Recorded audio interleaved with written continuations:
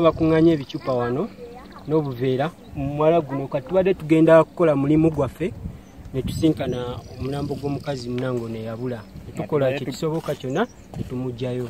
Tugezaako okufuna ebiveera n'ebicupa nga bulijjo akalimu kaffe kutubadde tukadukanya tugende mu kakampuni katwe ku ssente zaffe kampuni eyo emu eziri wano mu Kampala yaffe etwetoolodde kati wetufunira akakisa ne tufuna omulambo ogwo gubadde gunyonyibwa okumala ennaku 6 oba 7 kale tuteebereza bwe tutyo kubanga bulijjo tubadde tubiwulira naye omulambo we tugulabye tukukubira omulanga ne bagudduukirira era omulambo bagututte.